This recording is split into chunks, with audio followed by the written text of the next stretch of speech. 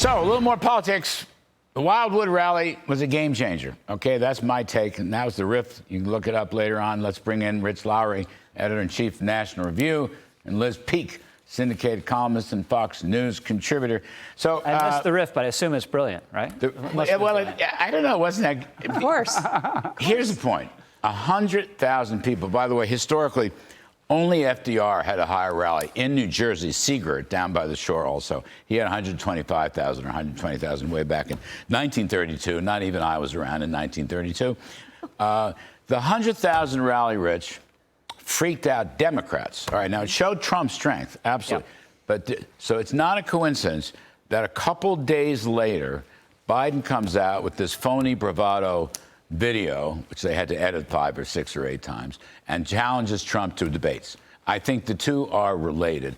And the table talk, again, is if Biden flunks that debate in June, they will take him out at the Democratic National Convention in August 19th in Chicago. So, game changer. What do you think? Well, I would also throw in there the New York Times poll that came out with Trump basically ahead in all the swing states. Also, I think played into the fact Biden wouldn't be doing this unless he knew he's behind, right? And he says, oh, the polls are wrong, but they know they're behind. They know they need a game changer. Debates usually aren't game changers, but especially with the concerns about Biden's age, his capabilities, he really needs to show up. It's one thing to show up and read a teleprompter speech for 60 minutes to State of the Union. It's another thing to go 90 minutes toe-to-toe with an aggressor like Donald Trump. I mean, they had been dodging the debate issue all along, until suddenly, a couple days after Wildwood, they decided to debate. And, you know, Democratic operatives, whatever are the smart ones, okay? Axelrod, who was an Obama guy, I think he was a smart guy, beat us twice.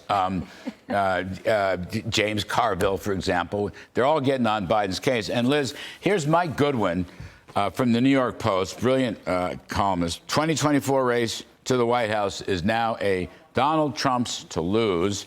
And he writes, court of public opinion doesn't give a damn about Stormy Daniels and Michael Cohen. This is from Mike Goodwin. I happen to agree. Well, I think that's right. I mean, clearly, Democrats have been opposed to Biden debating. They're terrified of the fact that he might collapse or whatever, wander off into the mental ether that he does.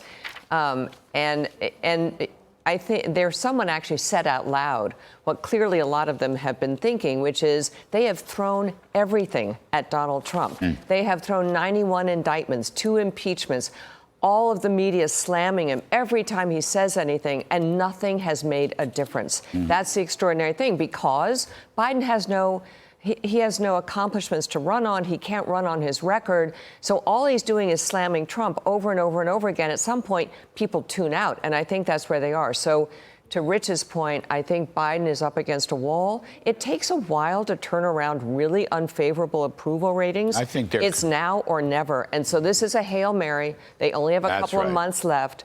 We'll see. I mean, I would say I think they kind of outmaneuvered the Trump camp on this challenge that Biden posted, because he gets all the things he wanted in the way of the debate format. I don't think it'll matter in the end, but having Dana Bash and Jake Tapper, having microphones that could be muted, no audience, all of that is good for Biden. But it looks like, to me, Biden wussiness and weakness. Yeah, it's like the guy won't stand up. I mean, they trained no Fox, for heaven's sakes. Fox has higher ratings than all those networks put together. But Rich Lowry, I ask you another question related to this. It came up on the show last night. I mean, if Biden flunks the first debate, okay, which is in, mid to late June. If he flunks, they could take him out in August. And that convention is so screwed up. Did you see the rumors? They won't have a real convention. It's all going to be on Zoom. Yeah, of course. They love it. Even when the pandemic's over, they have to do it on Zoom. A basement. It's back to the basement. I mean, this is total chaos and disarray inside the Democratic Party. And then they're trying to chill out on the golf course. I don't know what Democrats do on the weekend. And all they hear is 100,000 people in Wildwood, New Jersey.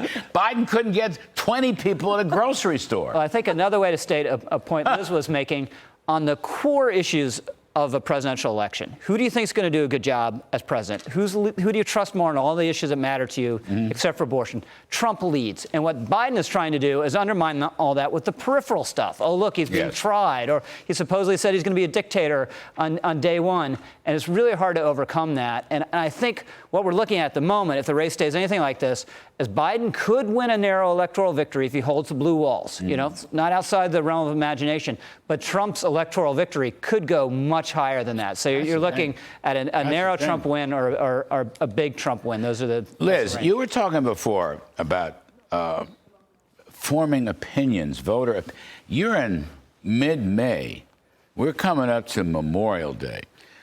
The polls are not votes, but they are snapshots of what folks are thinking. Yeah. And that trajectory is completely bad for Biden in every category.